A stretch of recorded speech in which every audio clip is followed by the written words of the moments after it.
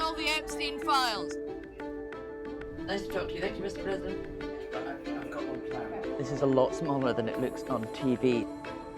And straight ahead of me, this is the West Wing. There's obviously quite a delay.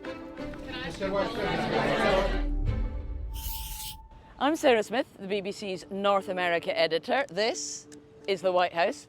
And it's from here that Donald Trump is completely rewriting the rules on what US presidents can do, both in America and around the world. We negotiate with them, and then we always have to blow them up. I'm the boss. And what the Epstein is a Democrat hoax. When crazy people have nuclear weapons, bad things happen. He's changing the country at a really rapid pace. And the clips you see on television, they're only part of the story of what really happens around here. So I'm going to give you a little bit more of a glimpse behind the scenes. I watch and listen to almost everything Donald Trump does or says in public, hours and hours of it every week. This is him chairing a cabinet meeting in front of live television cameras. I know a lot of listeners and viewers probably feel like they just hear about Donald Trump all the time, but we don't cover everything he says or does. I listen to it all and just pick out the most significant bits. The thing with Donald Trump is he does do a lot of very significant things, so we do end up covering him a lot. He goes around the table, and each one of these cabinet members has to, in a really fawning way, talk about how great he is, praise his leadership. Well, first of all, thank you for your leadership, sir. Thanks to your energy efforts in term 1 and term 2. It's like watching the court of a medieval king or something with all his courtiers around him. There's usually a press briefing at the White House about once a week. Sometimes with President Trump himself, usually with his press secretary, but she's off at the moment. So today, special guest star, Vice-President JD Vance. He is very combative with the press sometimes, so there could be fireworks. I'm actually inside the White House grounds now, and let me show you a little bit of what you can see here. So this is nicknamed Pebble Beach, and this is where all the TV crews are doing their live broadcasts from. We sometimes do that from there. Right in front of us is the West Wing, so the Oval Office is just through there, and if you can see a US Marine standing sentry outside, that means the president's actually in there working. This way, it's the press briefing room. This is a lot smaller than it looks on TV, so it gets really packed. Sorry, can I squeeze in here? We're lucky in the BBC in that we've got an assigned seat. Well, half of an assigned seat. We share it with the Christian Science Monitor. They get it on even-numbered days. We get it on odd-numbered days, and that's today, luckily. We are expecting the American Vice President to take his turn in the briefing room. The really good thing about these briefings is that we can ask about whatever we want. So there could be questions on anything from Iran to Greenland, the economy, to the president's popularity. The hard bit is getting selected to actually ask a question. Marco's right, this really is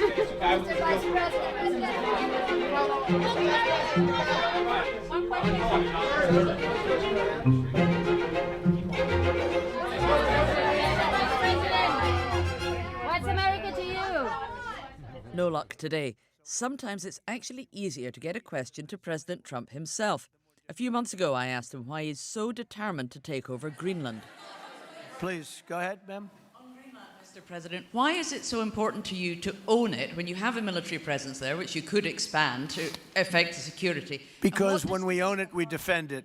You don't defend leases the same way. You have to own it. The president is the most transparent president in history, and he gives all of you in this room, as you all know, unprecedented access. The White House often tell us that this is the most accessible, most transparent presidency ever. And it is true that Donald Trump talks to the press most days. He'll take questions on just about any topic. He even answers the phone to journalists quite often. But it's important to remember who is in control of this dialogue. The president can cut off any reporter whose questions he doesn't like. You are the worst reporter. Quiet.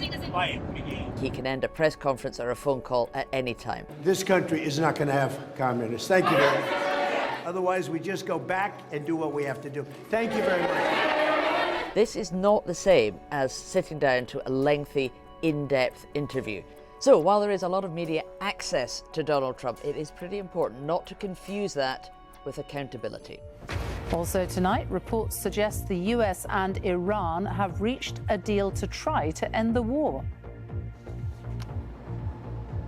This is not a peace deal yet, but possibly a framework for talks about a final agreement. It's not yet been signed off by Donald Trump. Oh, yes. Whoa!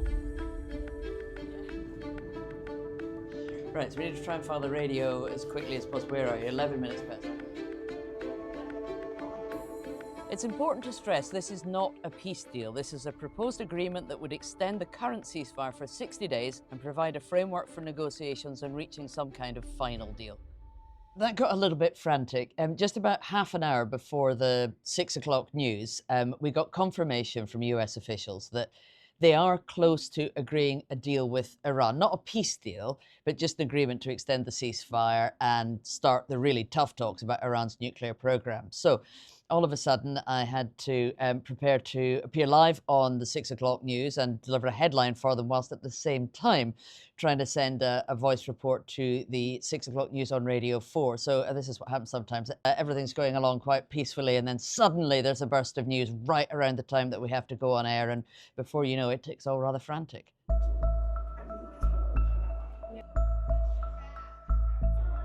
Why didn't you release all the Epstein files? Why did you not release all the files? That was the ex-Attorney General Pam Bondi turning up to give evidence to a congressional committee that's investigating the Jeffrey Epstein scandal. These Epstein hearings are a rare example of Congress actually challenging President Trump and doing something he doesn't like. In lots of other ways, the lawmakers here in Congress have allowed him to do things which really ought to be their responsibility. It's meant to be Congress that can declare war on other countries. President Trump didn't inform them before the attacks in Venezuela or Iran. Other issues, he's used executive orders rather than legislation here in Congress to do things like impose trade tariffs or immigration enforcement. So much so that a lot of his critics say he's acting more like a monarch or a king than an elected constitutional president. Donald Trump has said he doesn't feel like a king because he has to work so hard to get his policies enacted.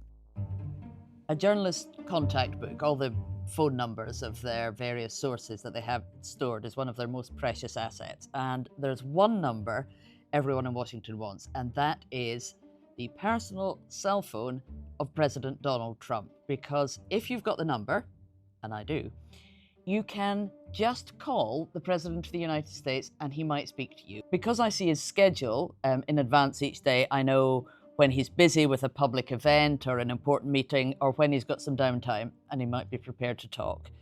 And you just give him a ring. You had a great success today in persuading Benjamin Netanyahu to stop attacking Iran. What did you say to him to get him to stop? Nice to talk to you. Thank you, Mr. President. Okay, very brief conversation there, but he did verify that he had persuaded Benjamin Netanyahu not to fire any more missiles at Iran, and told us that by the time he spoke to him on Sunday night, the missiles were already on their way, so he doesn't consider it to have been a defiant act from Israel. The agreement is we're not allowed to broadcast the audio of these impromptu calls to the president, but we can tell you what he said. We can paraphrase it on TV or transcribe it and put his comments online. That's why we can't actually play you his own words. Iran and Israel pause hostilities after the April ceasefire broke down at the weekend. I've been speaking to President Trump, who told me the Israeli Prime Minister was not defying his instructions when he attacked Iran. That the strait will officially open as soon as we sign, which could be soon, very soon, maybe over the weekend. Quite often I have to file radio reports late into the evening, and I can do that from here at home rather than having to be in the studio in the BBC offices. One reason for late night recording is that Donald Trump doesn't actually sleep very much, often only about 4 or 5 hours a night, and he ends up posting on his own social media channel, Truth Social, at like 2, 3 o'clock in the morning. Just the same way we used to call posts on Twitter tweets, inevitably we now call what he posts on Truth Social truths, as in Trump's just truthed again. And presumably that was his plan when he named the site. The statement didn't provide details of the attack, but unconfirmed reports suggest that targets involved 2 Iranian boats. He's not just all over the news. Here in Washington, his face is in your face all over the place.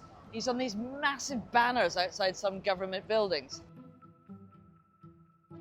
His face is going to be on gold coins. He's even going to have his portrait in new passports that are issued this year. He's always been heavily into his own branding, even when he was a property developer, not a politician. Supporters see this as a sign of how he is making America great again, but critics claim the presence of Donald Trump all over Washington is reminiscent of something authoritarian leaders like to do in other countries, using their image as a symbol of their power and control.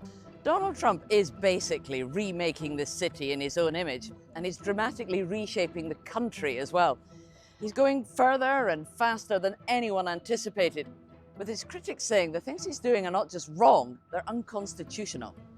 Love him or hate him, and there are plenty of people who do both, there's no escape from Donald Trump here in Washington. My job is to try and make sense of everything he's doing.